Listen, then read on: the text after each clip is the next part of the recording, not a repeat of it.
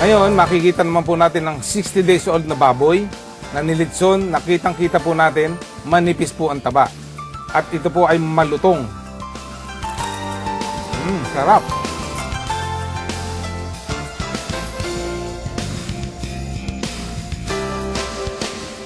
Nandito po tayo ngayon sa Santa Ignacia, Tarlac, na kung saan ay makikita natin ang isang litson na produkto dito sa piggery na katabi ng kusina nila Mayor ng Santa Ignacia, Tarlac, si Attorney Sac Enrado. Gusto ko po ipakilala sa inyo si Mayor at saka po ang kanyang may bahay, si Mrs. Pe Enrado. Sila po ang may-ari ng bahay na ito na kung saan mamaya makikita po natin ang tabi ng kusina nila. Nandoon po yung pinanggalingan nito na kung saan malalaman natin na wala rin baho yung ating piggery. Nakapagtataka, Mayor po yan pero napakalakas ng loob na maglagay ng piggery sa tabi ng bahay niya. So ito po yung litson na pwede nating tawaging healthy litson. Why? Kasi ito po ay organic na ang dating. Hindi na po ito yung may antibiotic, hindi na po yung sobrang nakakataas ng blood pressure dahil organic na nga po yung dating ng ating baboy dito. Ito po, sa paligid nito, makikita po ninyo walang langaw na kung saan dapat ang piggery ay may maraming langaw. Bakit marami pong langaw? Dahil mabaho. Pero makikita po natin mamaya, wala pong baho ang piggery nila dito sa tabi ng bahay nila.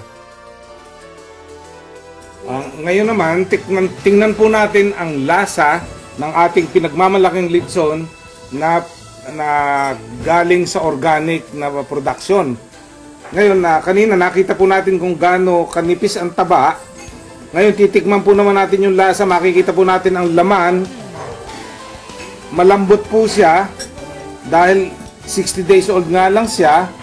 Bukod sa malambot, yung fiber parang makikita mo na wala pang amoy. Hindi na talaga kami gumamit ng antibiotics.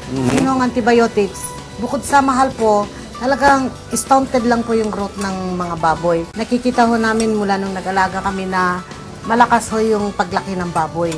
At saka bumigat, saka naiiwasan talaga yung pagtatai na pinaka-problema ng mga magbababoy.